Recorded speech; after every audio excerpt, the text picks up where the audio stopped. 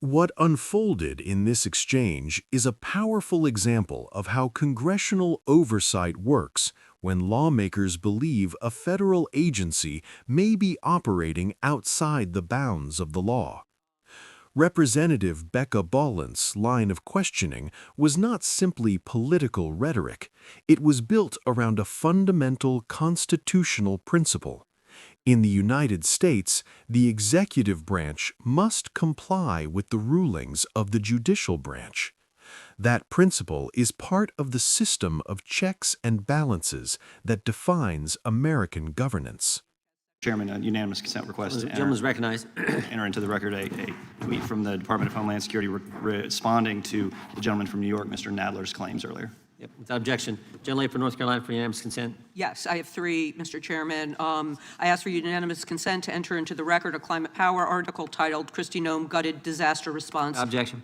And then a unanimous consent request to enter into the record a Guardian article titled A Bar, Kitchen, Flat Screen TVs, $70 million DHS is eyeing for deportations. Objection. And then the last one, a press release by my colleagues on the Appropriations Committee. DHS Secretary Kristi Noem spends $200 million taxpayer dollar money for a pair of Gulfstream private jets. Without objection. Gentlelady from Vermont is recognized. Thank you, Mr. Chair.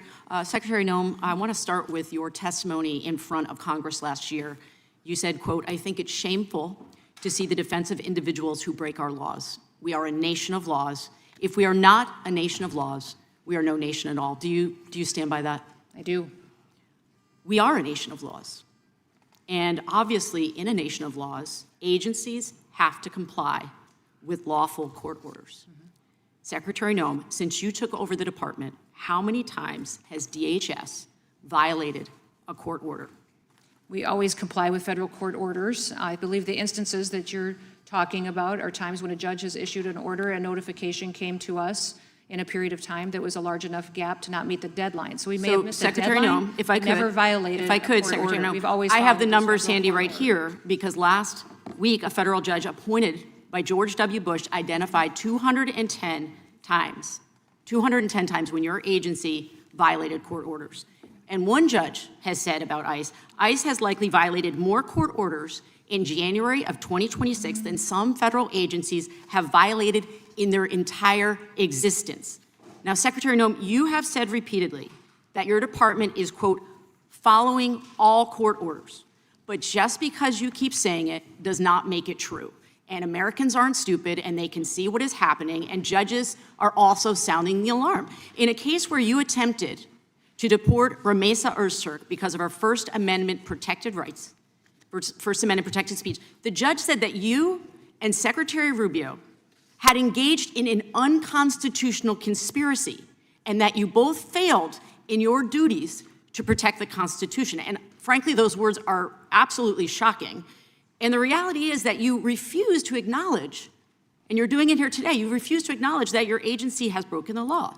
Since you have been at the helm of this agency, has anyone at DHS lied to a federal judge? No, we comply with all federal court orders. I'm surprised that So is your testimony that you have not? It should not be shocking Is to your you that we testimony face- that no one at ICE has violated a court order or has lied to a federal judge? Is that your testimony? To my knowledge, I'm not aware of any Okay. situations where that has Well, happened. so when I you will look tell at you- what the court said in the Öztürk case, it said the court rejects this testimony from ICE's leadership as disingenuous, as squalid, and dishonorable. So we have a federal judge who has rejected testimony from ICE's leadership because it wasn't true.